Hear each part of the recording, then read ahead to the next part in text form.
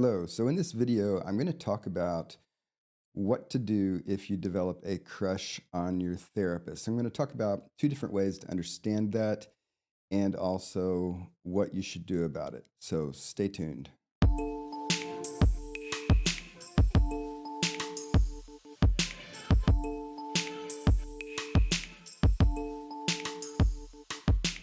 Welcome to Wellness with John. I'm John Peters, and these are resources to help you thrive. I'm a therapist who's been in practice for 25 years, providing mindfulness-based cognitive therapy to thousands of patients. And this channel is my opportunity to share a wide variety of therapy-related resources and also resources to help you lower your stress and anxiety and cope better with life's challenges. So a while back, I made a video about what to expect in your first session of therapy. If you want to watch that, I'll put a link up at the top here. But then I thought, well, so in the first session, there's a lot of stuff that we could cover, but if we did it, it would take like 3 hours. And there's some fundamental and common issues that impact how people experience therapy. They impact the course of therapy. They impact the quality of what people get out of therapy. So I decided that I would make this series. And this series is things that your therapist doesn't tell you but could, and things that eventually might come up in some ways in therapy.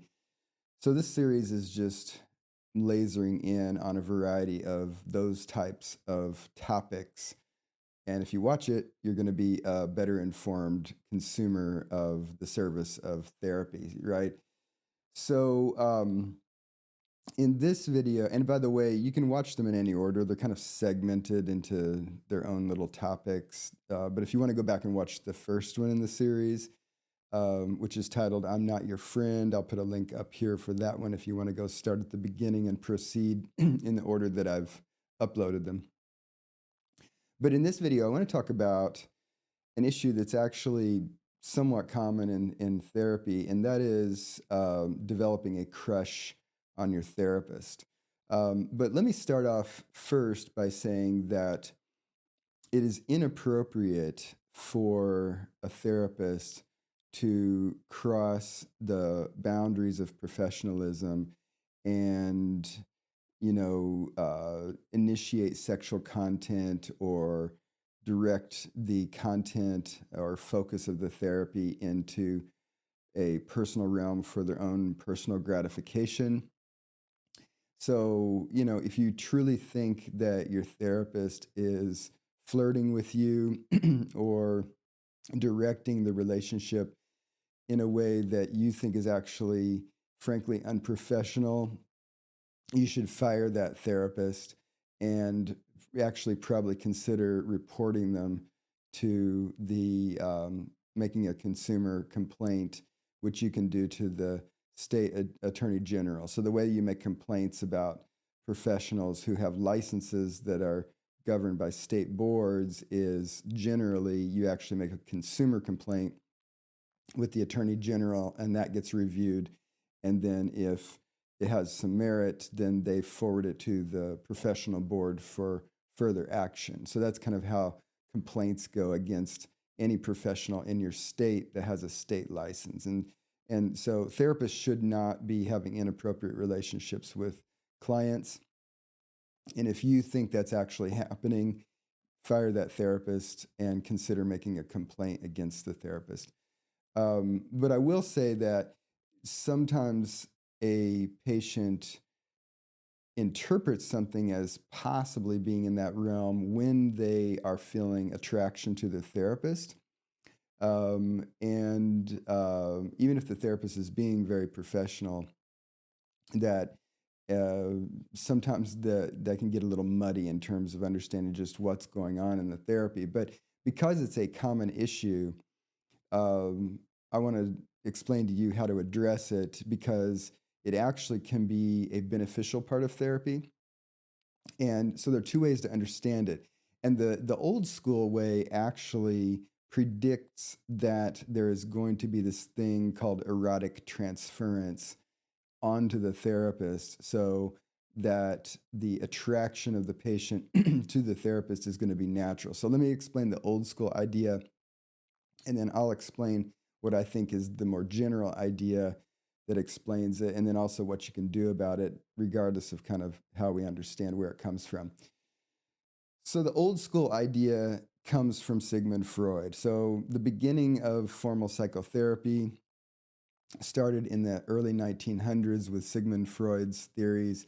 And I'm not going to labor you with the whole analysis of what Freud said and all the critiques of that, but one aspect of Freudian theory was that when we go through our early developmental stages, so we're born and we're going through our early development and our ego is forming, what Freud thought was that we introject experiences and qualities of relationships, and interjection means to take in. Okay, so we're a kid and we experience, let's say, our parents, and the nature of that relationship that we have with our parents is formative in that we take it in.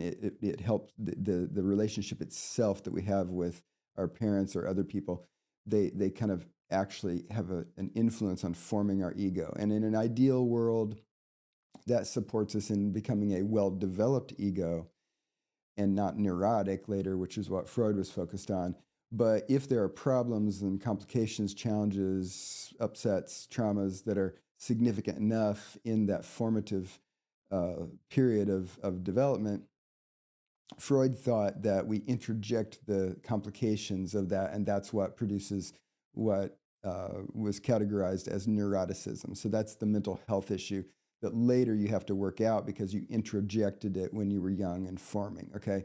This is still a very common idea in psychology, and from some angles it does explain some things, but I'm going to set aside and hit the pause button on all the critiques of why that idea is limited, but there's this idea that we kind of introject features of relationships during our formative years, and then when we enter therapy, what Freud thought was that there's going to be this thing called transference, which means that you have this kind of need that didn't get met. You've got this dysfunction that's left over from your early formative years, and then you encounter the therapist who lacks that particular dysfunction, and therefore the relationship with the therapist becomes the opportunity to transfer that, to form a relationship with the therapist that then reworks and fixes that inner neuroticism that was left over from the problematic relationship that you experienced during your formative years, okay?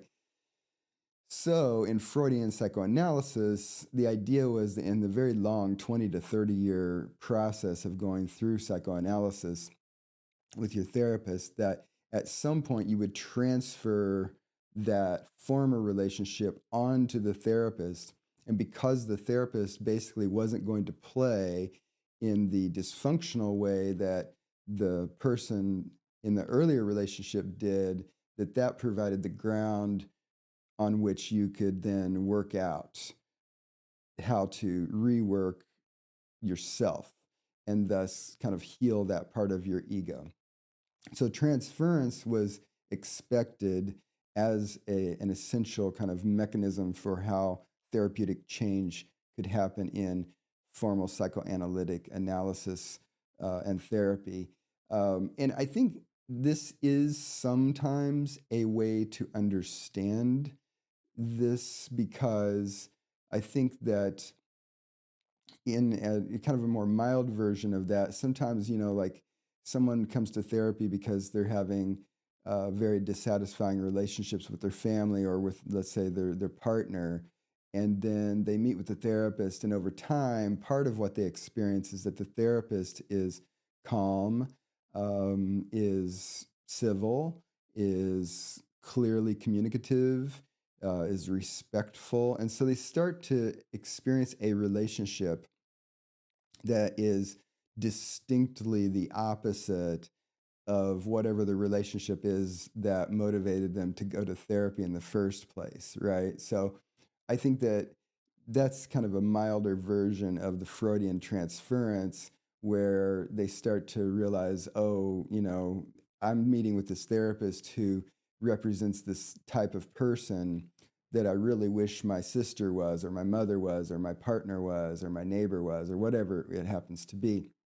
And so So I think sometimes that's a way that people then develop attraction to their therapist because um, here's this person that is kind of the anti-villain of their story that brought them to therapy, and so they're thinking, oh, this person, represents kind of the thing I want, right?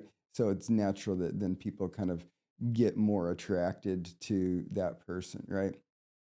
But I think the more common way to understand how people develop crushes on their therapist is just that it's an intimate relationship and it has a very special set of qualities. And I talked about that in that first video that I made in the series where I talked about I'm not your friend. And that wasn't just to be negative, as in, I'm not going to be your friend, but the therapist plays a very special role in your life, which is different from a lot of other roles. And yet, an important aspect of the therapy relationship is that the therapist is very open and connected and is connecting with you in a very intimate way. Therapy is an intimate relationship, even though, as I said in the beginning, it's not the same kind of intimacy you share with a romantic partner or with an actual friend, right? Which is why I said, I'm not your friend, because we are not going to become intimate the way your friend hopefully will with you and that you want to with your friend or that you want to with your partner. It's not going to happen because the appropriate boundaries that limit the types of connection are going to mean that the therapist is not your true friend, even though your therapist is friendly, right? Your therapist is not going to be your lover, even though there is respect and positive regard in the relationship if the therapist is worth something, right?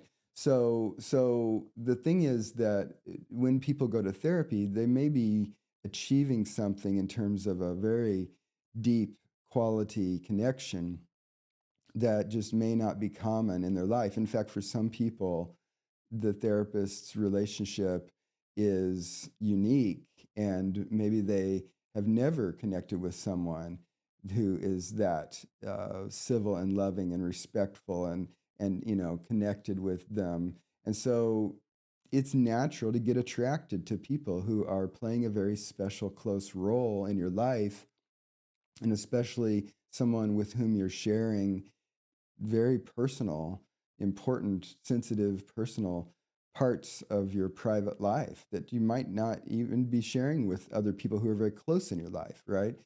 So it's just a natural thing to feel that attraction to that person, right? So what do you do about it if you feel attracted to your therapist? The best thing to do about it is just lay it out there. Just name it, right? If you have a competent therapist, if you have someone who's actually worth working with, and this is true even if your therapist is less experienced. Now, I've been doing this for 25 years, so basically nothing is going to shock me or unsettle me, in terms of what patients are typically going to say and do in therapy. But even with a newer therapist, if they have the right attitude toward the relationship that they're having with you, they absolutely are going to be able to hear you and to also talk about how is that relevant to what we're up to? How is that something that we can work with in this relationship in a constructive way so that it supports what you want and need out of the process and doesn't become something that's interfering? Because the alternative is you just sit and quietly feel attracted to your therapist, and at the very least, that might be distracting, but it might actually really be disruptive to your being able to actually have the quality relationship with the therapist that you really need to have to get your goals met, right? So I think the best thing that you can do if you're feeling attracted to your therapist is just lay it out there, right? And then you and the therapist can talk about that openly and decide what to do about it, right? Because the thing is, if you sacrifice the process because of the attraction, then you're diminishing what you can get out of it, right? So I think sitting on it quietly is probably not such a good idea. unless it's super mild and in your mind you think it's completely ancillary to what you're wanting to work on with a therapist. It's okay, you can keep it quiet. But the thing is that it's a common issue. It sometimes does relate to unmet desires and needs that people have in their lives. And those sometimes are part of what you're coming to therapy to address. So if the attraction is kind of related to that, it could be a relevant aspect of what you and your therapist could openly talk about. And you could continue to get respect and openness from your therapist without it derailing the process, right? And I think too, sometimes people are just attracted to therapists simply because therapists represent this kind of magical set of qualities, kind of the same way people probably form crushes on their yoga teachers or on rock musicians, right? So you got this person who represents mastery of something, and then you're connecting with it, either the rock musician at the concert or the yoga teacher in the yoga class. And you get this very deeply satisfying experience of that person's mastery and what they represent in terms of this kind of magical thing that's very special and different from a lot of other stuff that you get in your social world. I think that's part of the attraction that people have to therapists too, is just that, you go see a therapist and you come to know that they've got some special qualities and they end up having a special relationship with you. And it's magical because it's transformative, right? Therapy can be a deeply transformative, alchemical kind of reaction that changes your life. And it's natural to feel attracted to someone who walks that path with you in a supportive and respectful and kind way. That's just not bizarre. We like people who do good things with us. That's the way we're wired socially, right? But you don't want the attraction to the therapist to derail the process. And so my advice is just lay it out there, and it could be something that you and the therapist could constructively work with as you progress toward your therapy goals. So if you like this kind of content, definitely hit the like button below. And if you have yet to subscribe to my channel, please subscribe now, because I would love to grow this channel into more subscribers. And before I end this video today, I'll just say that if you'd like a way to work a little bit more with me through an online class that I publish, I have a stress reduction mastery class, which is a 2-week course where you learn, easy to practice techniques that produce quick results, and they actually rewire your brain so it produces lasting results so that you continue to have a more positive, constructive, optimal response to stress out into the future. I'll put a link down in the description below if you want to go check out more information about that course. And one thing to know about it is I've taught this set of techniques to thousands of people, so I know they work. And in fact, if you take the course and they don't work for you, you don't like the course, just send me a message. I'll give you 100% of your money back. It's absolutely guaranteed, right? So click the link in the description below if you want to check out more information about that course.